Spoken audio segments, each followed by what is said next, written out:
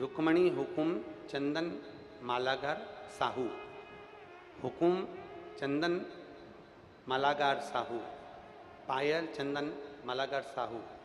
गांव का नाम है दांडी, जिला बेमेतरा, छत्तीसगढ़। मेरा मोबाइल नंबर ये है।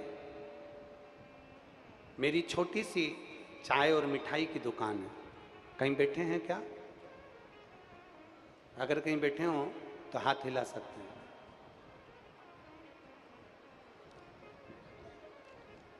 अगर कहीं बैठे हो तो हाथ हिला सकते हैं। बच्चे का फोटो देखिए जिसका फोटो लगाया गया। आए हैं? आए हो तो अपने बच्चे को लेकर व्यासपीठ के पास में आ सकते हैं।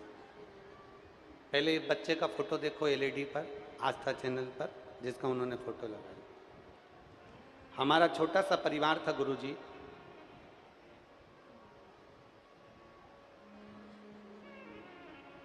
मेरा एक बेटा 13 साल का, जिसका मैंने फोटो लगाया।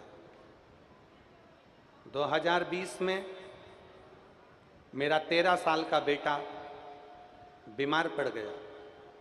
बीमार पड़ गया तो हम उसको हॉस्पिटल दिखाए, बड़े बड़े हॉस्पिटल में उसका इलाज करवाया, पर मेरा 13 साल का लड़का नहीं रहा, मर गया। हमारा 13 साल का बच्चा मर गया, जिसका मैंने फोटो लगाया है गुरुदेव।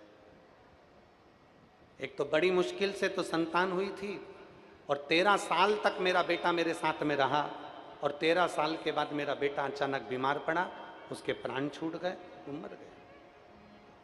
उसके जाने के बाद हम लोग सब टूट गए, बहुत चिंता मन में ग्रसित हो गई, क्योंकि घर में कोई संतान नहीं थी।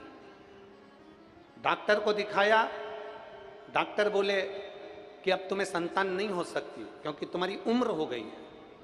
अब मेरी उम्र हो गई तो संतान कैसे हो? फिर हमने आईवीएफ करवाने का सोचा, और आईवीएफ करवाया तो भी संतान का सुख नहीं हुआ।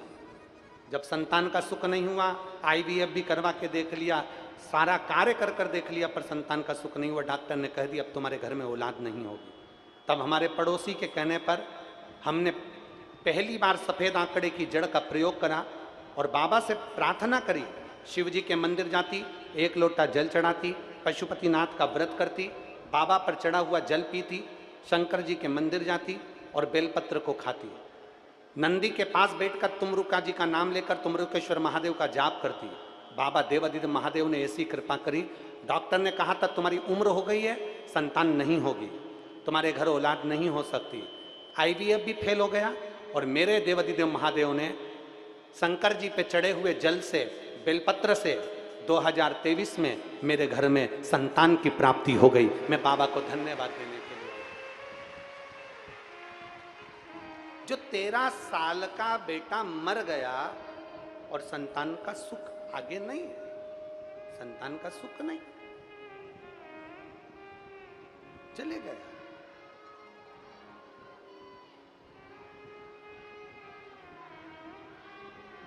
एक विश्वास, एक भरोसा, एक दृढ़ता, एक लगन जब व्यक्ति के भीतर होती है तो परमात्मा का दर्शन जरूर होता है।